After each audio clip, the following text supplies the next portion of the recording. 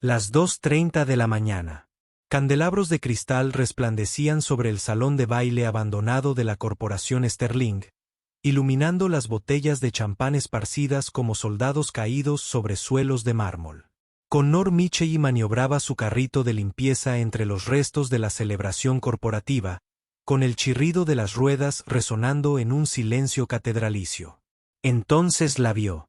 Una mujer se desplomó en una silla ejecutiva. Un vestido de noche negro se le enroscaba. Su cabello dorado se derramaba sobre su rostro como seda líquida que ocultaba lágrimas. Una botella de champán vacía rodaba a sus pies. Levantó la cabeza, revelando el rímel corrido y unos ojos que reflejaban la desesperación vacía de alguien que se ahoga a plena vista. ¿Por qué no me llevas a casa? Las palabras, crudas y rotas, rompieron el silencio. Connor se acercó, reconociendo algo familiar en su voz. La misma súplica que había susurrado en las habitaciones vacías tras enterrar a su esposa. «¿Solo nosotros dos?», se encontró preguntando. Ella rió con amargura, secándose la mejilla. «Sí, solo yo. Siempre solo yo». Pero Connor percibió algo más bajo sus palabras, un dolor que reflejaba sus propias noches de insomnio.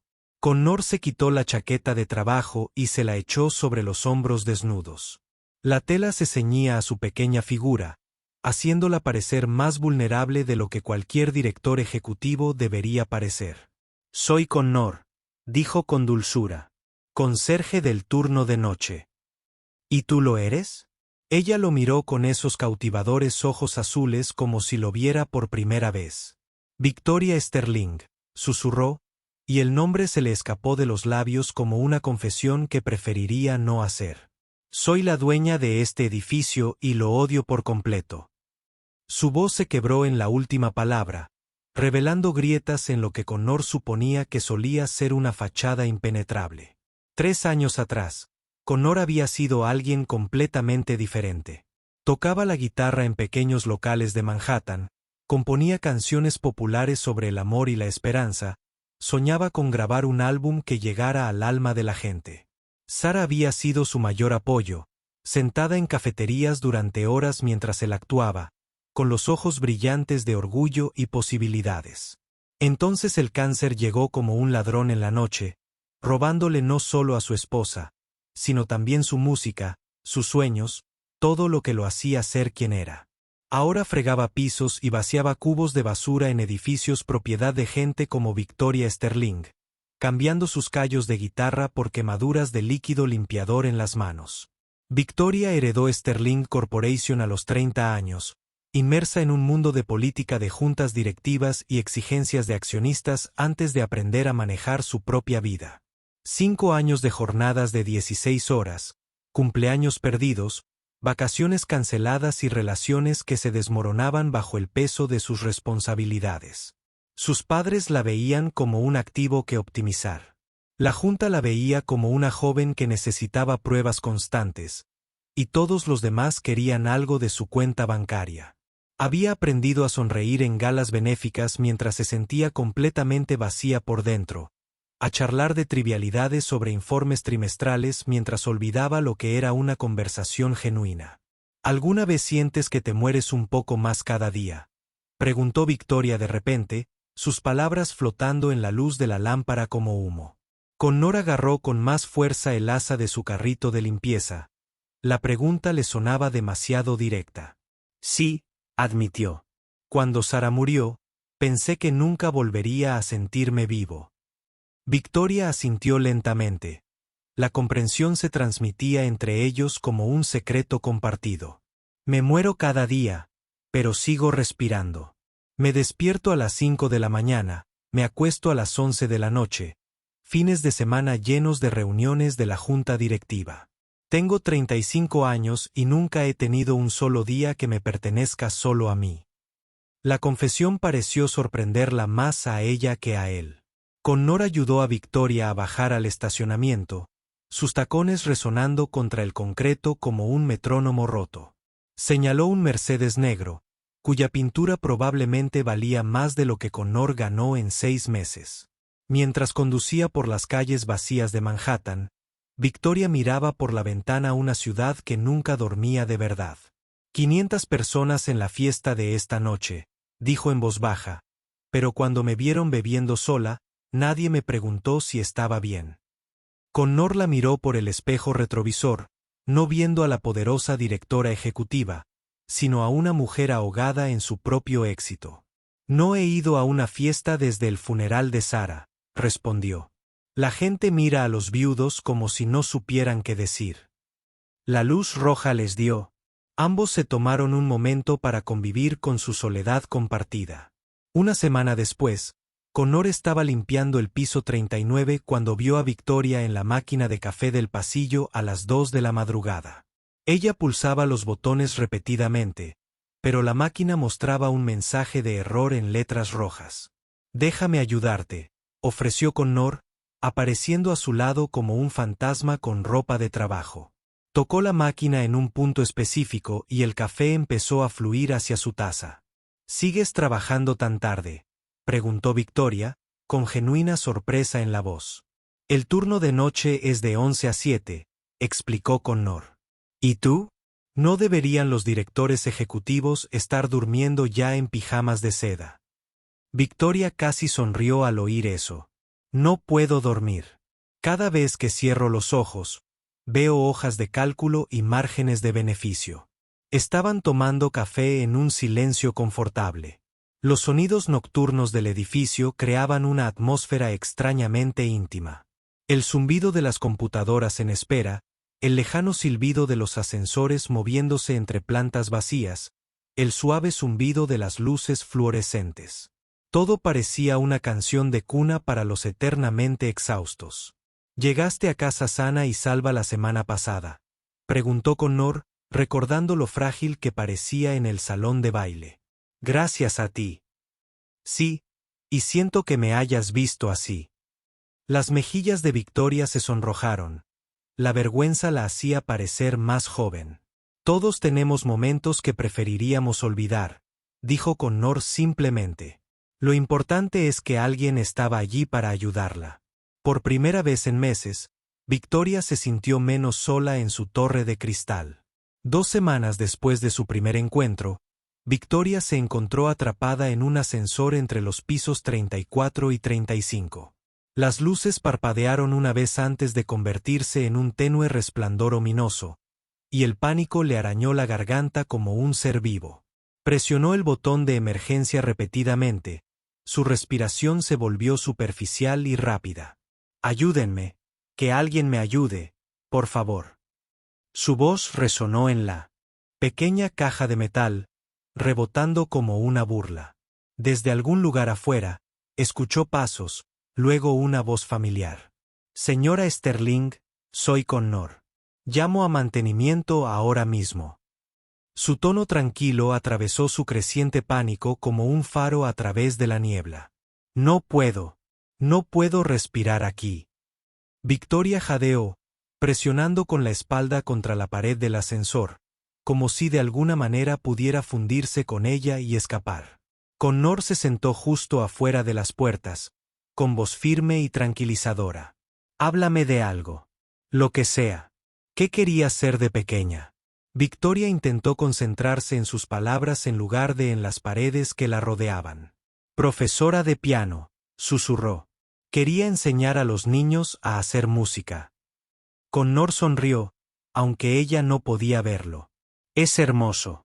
Mi hijo Leo tiene 9 años y está aprendiendo a tocar la guitarra. Los niños tienen una forma increíble de encontrar alegría en las cosas sencillas, ¿verdad?». Durante 30 minutos, Connor pintó imágenes con palabras.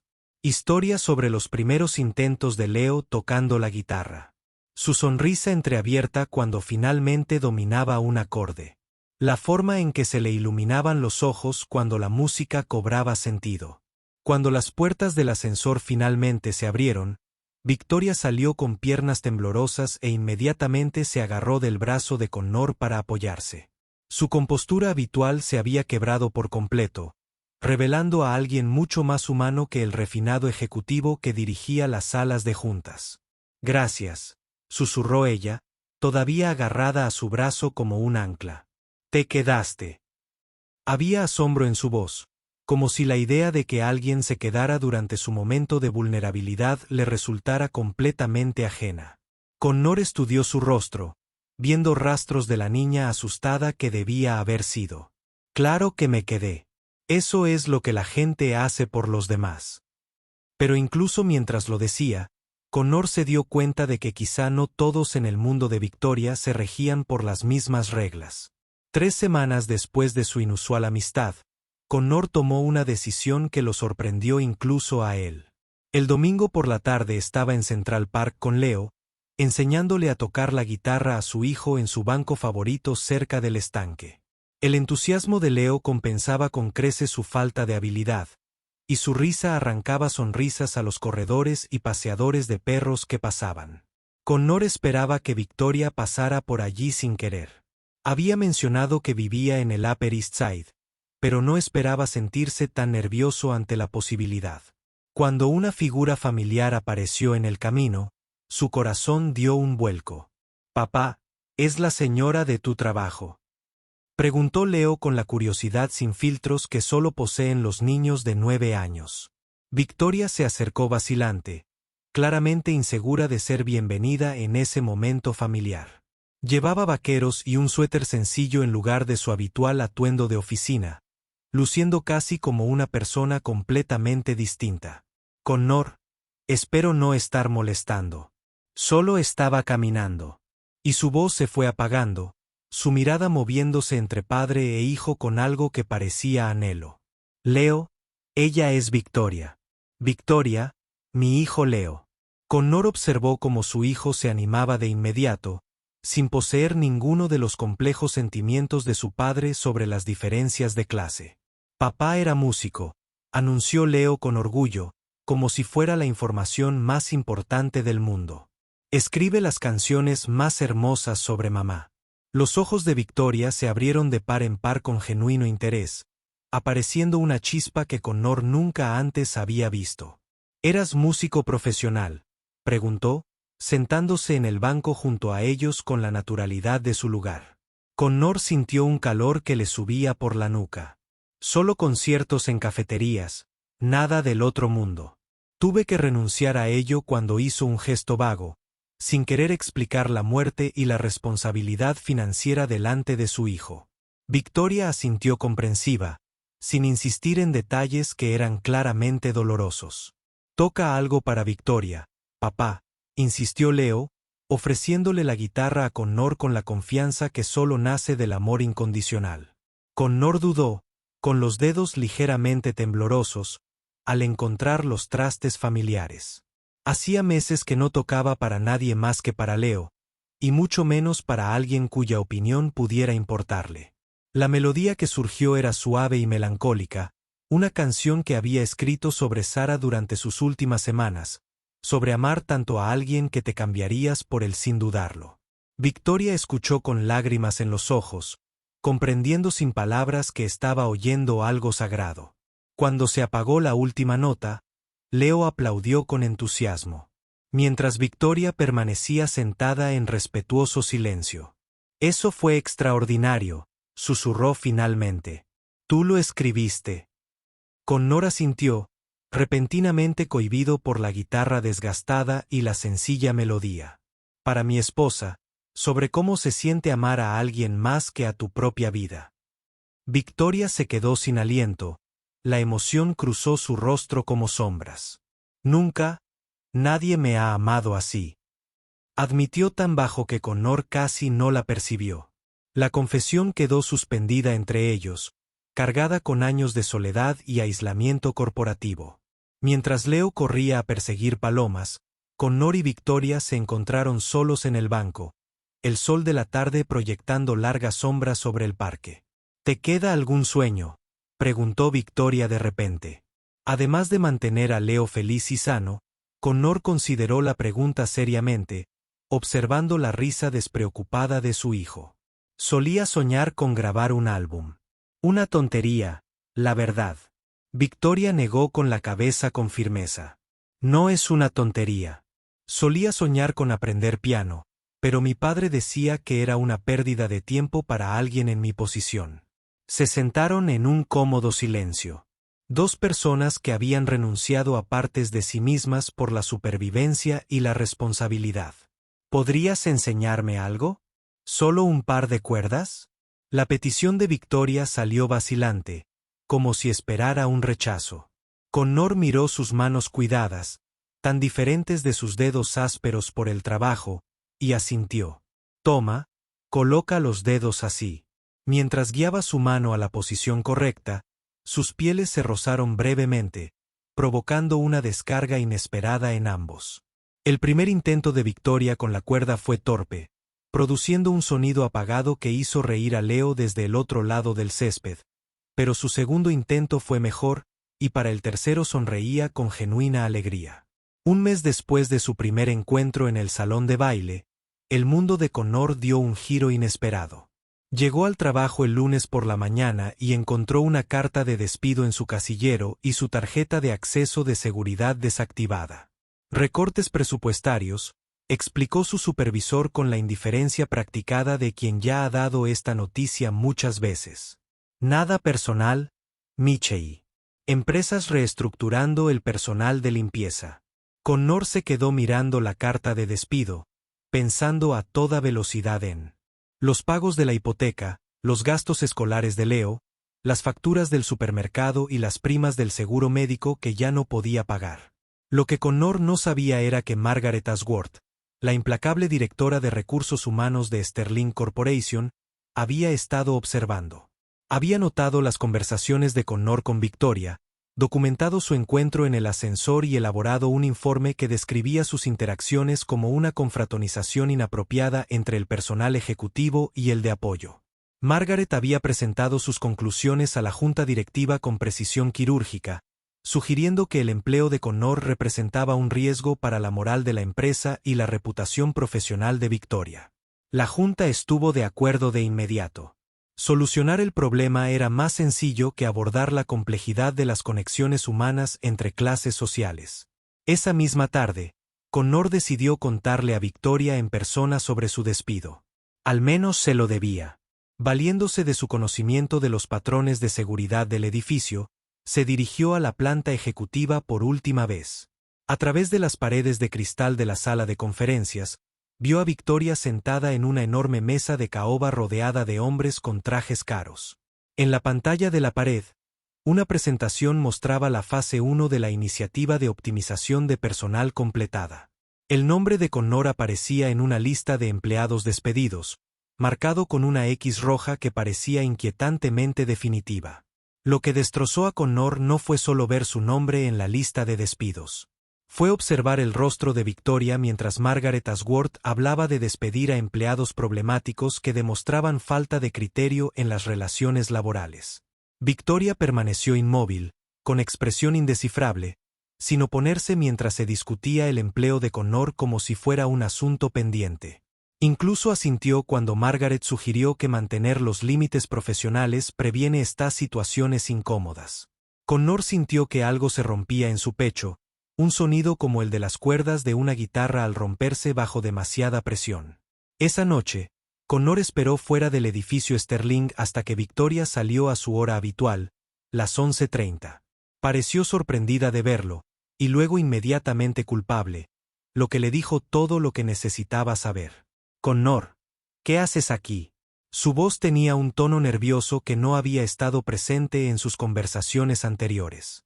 Vine a despedirme, respondió Connor, con un tono cuidadosamente neutral.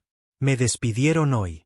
Lo curioso es que esta tarde vi mi nombre en la pantalla de tu presentación. Victoria palideció bajo la luz de la farola. Su compostura, cuidadosamente construida, se quebró como el hielo bajo presión.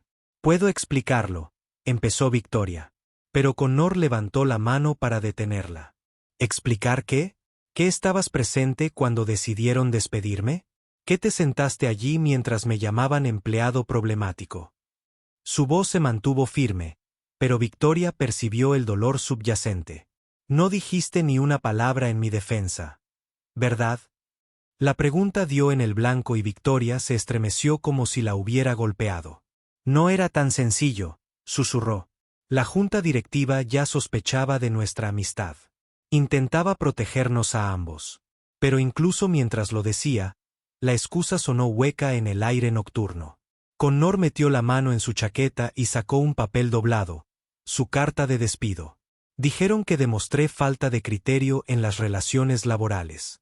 Supongo que tenían razón con lo de la falta de criterio. Los ojos de Victoria se llenaron de lágrimas, pero Connor solo sintió un entumecimiento donde antes estaba su corazón. Creí que realmente creía que te importaba como persona, no como conserje, no como alguien de clase inferior, sino como Connor. Negó con la cabeza, riendo amargamente. Hace 3 años, perdí a mi esposa. Hoy, perdí mi trabajo. Pero, de alguna manera, perder tu amistad duele igual. 2 semanas después, Connor descubrió la verdadera magnitud de su devastación profesional. Su despido de Sterling Corporation había empañado de alguna manera sus perspectivas en todas las demás grandes empresas de la ciudad. Solicitudes que deberían haber resultado en entrevistas fueron recibidas con rechazos educados, o peor aún, con un silencio absoluto. Las llamadas telefónicas a antiguos contactos en el sector del mantenimiento de edificios revelaron una verdad incómoda. Se había corrido la voz de que Connor Mitchell era un problema, alguien que no entendía los límites adecuados con la gerencia. La lista negra invisible era más efectiva que cualquier documento oficial. Mientras tanto, la situación financiera de Connor se deterioraba rápidamente. Su subsidio por desempleo no cubría ni la mitad de sus gastos mensuales, y su cuenta de ahorros, que para empezar nunca había sido sustancial, menguaba a una velocidad alarmante. Leo fue el primero en notar los cambios: comida más barata, actividades de fin de semana canceladas, la expresión de preocupación que Connor intentaba ocultar tras sonrisas forzadas. «¿Ahora somos pobres, papá?», preguntó Leo una noche mientras cenábamos ramen instantáneo y verduras enlatadas. La inocente pregunta golpeó a Connor como un puñetazo, recordándole cómo su vida se había desmoronado por completo en tan solo 14 días. Un miércoles por la tarde, la desesperación llevó a Connor a la tienda de música y arte de la calle 48 Este. La guitarra que Sara le había regalado por su segundo aniversario, una acústica Martin de 1967 con incrustaciones de nácar, representaba su último bien de valor real. Connor la había conservado durante conciertos nocturnos en cafeterías, sesiones de improvisación en sótanos e incontables horas componiendo canciones sobre el amor y la pérdida. Ahora pagaría otro mes de alquiler y la comida, cambiando su alma musical por la supervivencia básica. Se quedó de pie fuera de la tienda durante 20 minutos, reuniendo el coraje para entrar y renunciar a su pasado. La campana sonó al entrar Connor, y el familiar olor a cera de madera y cuerdas de metal desató una oleada de recuerdos agridulces. Estaba examinando su guitarra por última vez cuando oyó una voz que le heló la sangre. «Connor, ¿qué haces aquí?». Victoria Sterling estaba de pie cerca de la sección de guitarra clásica, vestida con ropa informal que probablemente costaba más que el salario mensual de Connor. Su rostro mostraba una genuina sorpresa, seguida inmediatamente por algo que parecía culpa o vergüenza. Por un instante, ninguno de los dos se movió. El peso de su historia compartida llenaba el espacio entre ellos como humo. «Vendo mi guitarra», respondió Connor con sequedad, sin molestarse en suavizar la aspereza de su voz. «Resulta que el paro no paga lo suficiente para pagar el alquiler y la comida». La mirada de Victoria se dirigió al Martín que tenía en las manos, comprendiendo al instante lo que significaba este sacrificio para él. «Kanner, puedo ayudarte. Déjame». Pero la interrumpió con una risa sin humor. «Una ayuda. Como la que me ayudaste a conservar mi trabajo». Las palabras dieron en el blanco y Victoria retrocedió como si la hubiera abofeteado. «No es justo. No entiendes mi situación». El dueño de la tienda, reconociendo a Victoria por las fotos del periódico, se acercó con la clase de atención obsequiosa reservada para los clientes extremadamente ricos. «Señora Sterling, qué honor. Está aquí para nuestra colecta benéfica de instrumentos». Victoria se sonrojó profundamente, pero no corrigió la suposición. Connor sintió que se le rompía el corazón. «Por supuesto», murmuró Victoria. «Para niños desfavorecidos». La mentira casual, dicha con tanta naturalidad, confirmó todo lo que Connor sospechaba sobre su relación. Había sido un caso benéfico desde el principio, un proyecto para que Victoria se sintiera mejor con su privilegiada existencia. El momento perfecto. Entonces, Connor dijo, con voz sepulcral, «Puedes comprar mi guitarra para tu colecta benéfica. Ayuda a otra persona desfavorecida». Colocó la Martín en el mostrador, entre ellos, como prueba en un juicio. Esto es lo que pasa cuando los directores ejecutivos juegan con la vida de los trabajadores. Perdemos todo lo que nos importa.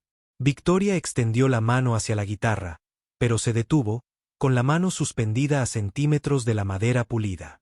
Connor, por favor, déjame explicarte lo que realmente pasó. Pero Connor ya se dirigía a la puerta, dejando atrás no solo su instrumento, sino cualquier ilusión que le quedara de que su conexión había sido real. Afuera de la tienda de música, Victoria alcanzó a Connor en un semáforo en rojo. «Tienes que escucharme», suplicó, agarrándolo del brazo.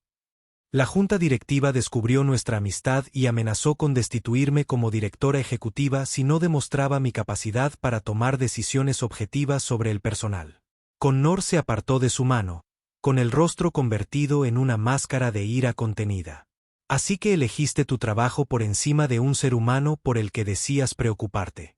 Los ojos de Victoria se llenaron de lágrimas, pero Connor no sintió compasión.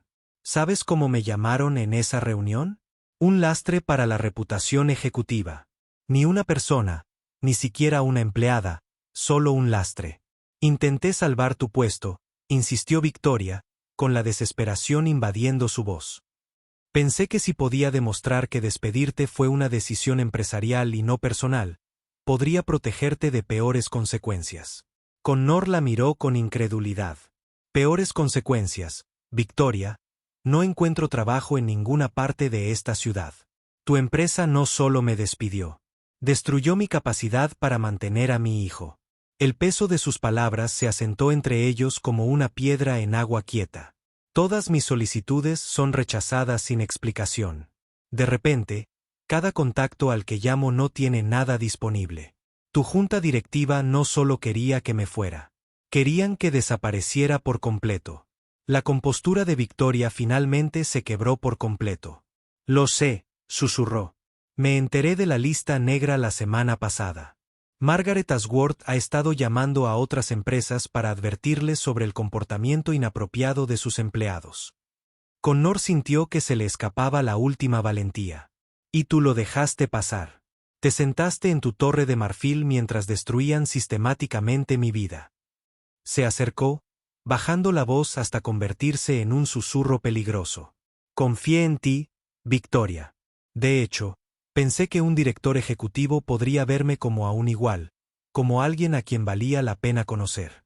Pero solo era tu experimento adormecido, ¿no?». La acusación quedó suspendida en el aire como gas venenoso. Victoria abrió la boca para negarla, pero la volvió a cerrar, dándose cuenta de que sus acciones ya le habían dado la respuesta a Connor. «No es eso. Nunca pensé en ti de esa manera», balbuceó. Pero Connor ya se estaba alejando, con los hombros firmes con la firmeza de alguien que ha escuchado suficientes mentiras para toda la vida. «Adiós, Victoria. Disfruta gastando el dinero de tu familia en campañas benéficas e instrumentos para personas de bajos recursos. Quizás te ayude a dormir mejor por la noche». Se alejó sin mirar atrás, dejando a Victoria sola en la acera con lágrimas en los ojos. Pasaron 2 meses entre cartas de rechazo y saldos bancarios menguantes. Connor finalmente encontró trabajo en una pequeña empresa de reparto que hacía pocas preguntas y pagaba salarios que apenas cubrían los gastos básicos. El trabajo le exigía usar uniforme y conducir una camioneta por todo Manhattan, entregando paquetes en los mismos edificios donde antes trabajaba como personal de mantenimiento. La ironía no se le escapó. Seguía sirviendo a los ricos, solo que desde una perspectiva diferente. Leo intentó ocultar su decepción cuando tuvieron que cancelar sus clases de guitarra, pero Connor vio la tristeza en los ojos de su hijo. Un martes por la tarde, la ruta de reparto de Connor lo llevó por el barrio más adinerado del Upper East Side. El tráfico avanzaba lentamente por calles bordeadas de casas adosadas que costaban más de lo que la mayoría de la gente ganaba en toda su vida. Connor estaba comprobando la dirección de su próxima entrega cuando oyó el chirrido de los frenos y el repugnante crujido del metal contra el hormigón. 50 metros más adelante, un Mercedes negro se había subido a la acera y se había estrellado contra una farola decorativa, desprendiendo vapor de su capó arrugado como señales de humo de socorro. Connor se detuvo de inmediato. Su entrenamiento de bomberos voluntarios hizo efecto antes de que sus emociones lo alcanzaran. El Mercedes estaba gravemente dañado, con la puerta del conductor doblada hacia adentro. A través del parabrisas cubierto de telarañas, Connor vio a una mujer desplomada sobre el volante, con la sangre goteando de su frente sobre el airbag desplegado.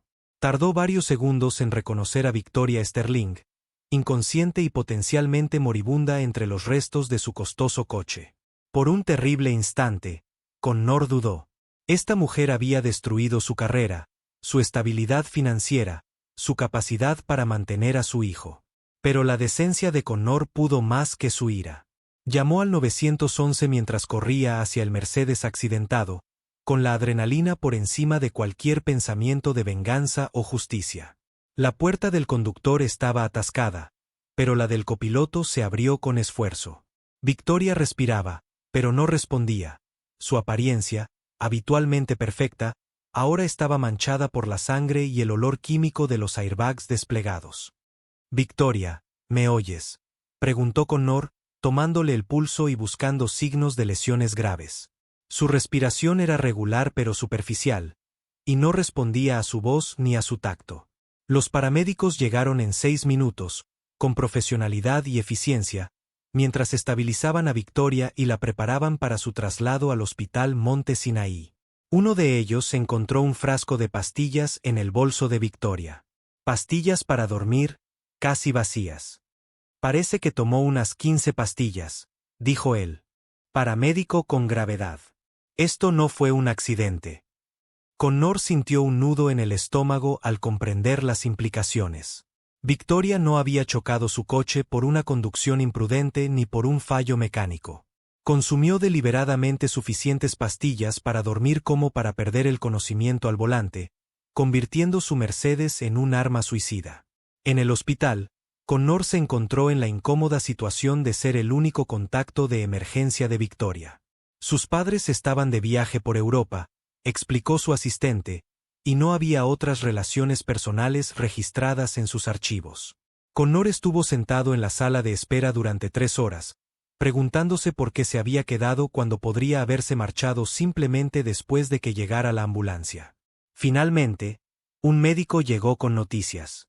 Victoria sobreviviría, pero había estado peligrosamente cerca de sufrir daño cerebral permanente por la sobredosis. Había estado lo suficientemente consciente como para escribir algo antes de perder el control del coche. Una carta encontrada en su bolso, sellada pero sin la dirección. La enfermera le entregó el sobre a Connor, asumiendo que era el novio o marido de Victoria.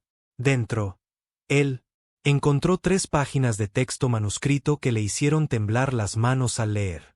«Connor», comenzaba la carta, «para cuando leas esto, por fin seré libre de la prisión que construí a mi alrededor. Quiero que sepas que amarte fue lo único real que he experimentado, aunque lo destruí por mi propia cobardía». Las palabras se difuminaron mientras los ojos de Connor se llenaban de lágrimas inesperadas. Su ira fue desplazada temporalmente por el dolor intenso de la confesión de Victoria. «Necesito que entiendas lo que realmente sucedió», continuaba la carta. «Cuando la Junta descubrió nuestra amistad, no solo amenazaron mi trabajo. Amenazaron con destruir la fundación benéfica de Sterling Corporation, que proporciona fondos para la educación de 12.000 niños desfavorecidos. Dijeron que si mostraba compromiso emocional con las decisiones de personal, me expulsarían y desmantelarían todos los programas que había creado para ayudar a la gente». La respiración de Connor se volvió superficial mientras leía, comprendiendo por primera vez la posición imposible a la que se enfrentaba Victoria. «Pensé que podría salvarte a ti y a la fundación haciendo que tu despido pareciera una decisión de negocios en lugar de un favoritismo personal». La última página de la carta contenía la verdad que Connor, demasiado enojado para ver, Había intentado protegerte creando un registro documental que hiciera que tu despido pareciera objetivo y profesional. No supe de la campaña de la lista negra de Margaret hasta semanas después. Cuando la confronté, dijo que la Junta había autorizado la gestión de la reputación para prevenir futuros incidentes. Para entonces, el daño ya estaba hecho, y me di cuenta de que todo lo que había intentado hacer para salvarte solo había empeorado las cosas. La letra de Victoria se volvió cada vez más errática a medida que las pastillas hacían efecto.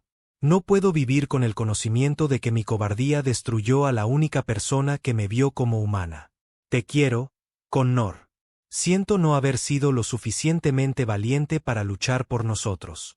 Cuando Victoria recuperó la conciencia 18 horas después, Connor estaba sentado junto a su cama de hospital. Pareció sorprendida de verlo, y luego avergonzada de inmediato, como si su presencia hiciera que su intento de suicidio pareciera aún más dramático y autocomplaciente. ¿Por qué estás aquí?, susurró, con la voz ronca por el tubo de respiración. Connor levantó la carta, con las páginas arrugadas tras varias lecturas. Porque no podía dejar que murieras pensando que te odiaba. Los ojos de Victoria se llenaron de lágrimas, pero Connor continuó antes de que pudiera hablar. Te odié. Durante semanas, te culpé por todo lo que salió mal en mi vida. Deberías odiarme, respondió Victoria, apartando la mirada. Tenía el poder de protegerte, y en cambio elegí el camino fácil. Connor estudió su perfil, viendo el agotamiento y la derrota en cada línea de su rostro. Elegiste a 12.000 niños antes que a un hombre. Eso no es cobardía. Es una decisión imposible que nadie debería tener que tomar. Victoria giró la cabeza bruscamente hacia él, y la sorpresa sustituyó a la vergüenza en su expresión. ¿Leíste toda la carta?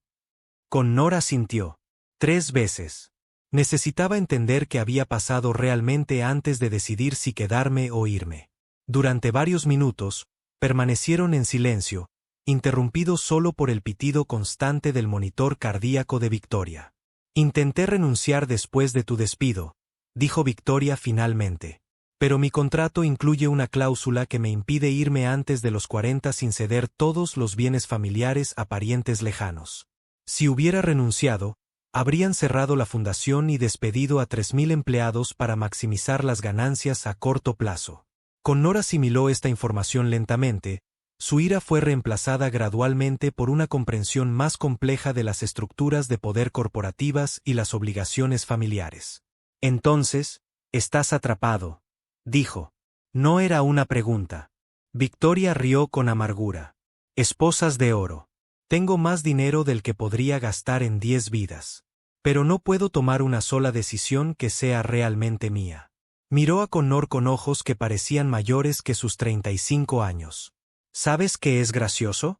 He estado preparándome para mi propia muerte durante meses, escribiendo instrucciones para la administración de la fundación, estableciendo fideicomisos para los programas educativos. Lo tenía todo planeado, excepto que no esperaba que fueras tú quien me encontrara. Connor sintió que algo se movía en su pecho, la ira dando paso a una emoción diferente que no estaba listo para nombrar. Victoria, dijo Connor en voz baja. ¿Por qué querías morir? La pregunta flotaba entre ellos como un puente que ninguno estaba seguro de si debían cruzar. Victoria cerró los ojos, reuniendo valor para una honestidad que nunca antes había intentado. Porque finalmente entendí lo que se siente el amor, y supe que había destruido cualquier posibilidad de conservarlo. Sus palabras fueron apenas audibles. Cada día desde que perdiste tu trabajo, me he visto volverme más pequeño y cobarde. No podía enfrentar un futuro con poder ilimitado, pero sin nadie a quien realmente le importara si vivía o moría. Connor extendió la mano lentamente y tomó la de Victoria, notando lo pequeña y fría que se sentía en su propia palma áspera. Me importaba, admitió. Incluso cuando te odiaba, seguía preocupándome. Eso es lo que hizo que la traición doliera tanto. Los dedos de Victoria se apretaron alrededor de los suyos como si su toque fuera lo único que la mantiene anclada al mundo. No merezco perdón, susurró. Lo sé, pero necesito que sepas que cada momento que pasamos juntos fue real para mí. Las conversaciones de café, aprender a tocar la guitarra, verte tocar música para Leo. Esos fueron los únicos momentos en que me sentí yo mismo en Luga. De ser solo un logotipo corporativo. Entonces no los desperdicies, dijo Connor con firmeza. No dejes que la manipulación de la Junta te convierta en alguien que se rinde. Defiéndete. Victoria abrió los ojos, fijándose en su rostro con algo que parecía esperanza. ¿Cómo? Estoy atrapado en un sistema que castiga cualquier signo de debilidad humana. Connor le apretó la mano, sorprendido por su propia determinación. Entonces cambiamos el sistema. Juntos. La palabra juntos pareció sobresaltarlos a ambos, insinuando un futuro que ninguno se había atrevido a imaginar. Pero mientras se miraban en la estéril habitación del hospital, algo nuevo comenzó a gestarse entre ellos. No la ingenua amistad de sus anteriores encuentros, sino algo más fuerte y honesto. 6 meses después, Connor estaba sentado en su lugar habitual en el banco de Central Park, viendo a Leo perseguir palomas con el mismo entusiasmo que había mostrado antes de que su mundo se derrumbara. La guitarra en manos de Connor era la misma Martín que casi había vendido, de vuelta gracias a una donación benéfica que había aparecido en su buzón sin explicación. Había vuelto a tocar en cafeterías, pequeños conciertos que le reportaban ingresos modestos, pero que, sobre todo, le recordaban quién era bajo el uniforme y la mentalidad de supervivencia que lo había consumido durante meses. Una figura familiar se acercaba por el sendero, moviéndose con menos confianza que la Victoria Sterling, quien una vez dirigió salas de juntas y eventos benéficos. Llevaba una pequeña bolsa de lona y vestía vaqueros que parecían haber sido usados antes. Su cabello suelto y natural, en lugar de un peinado impecable. Connor no levantó la vista de su guitarra, pero se movió ligeramente en el banco, cediendo espacio para que ella se sentara si así lo deseaba. El gesto fue sutil pero inconfundible, una invitación sin presión, un reconocimiento de su presencia sin necesidad de explicaciones. Victoria se sentó con cuidado, dejando espacio entre ellos, pero lo suficientemente cerca como para que Connor pudiera oler su champú. Algo sencillo y floral que no se parecía en nada a los perfumes caros que había usado en sus encuentros anteriores.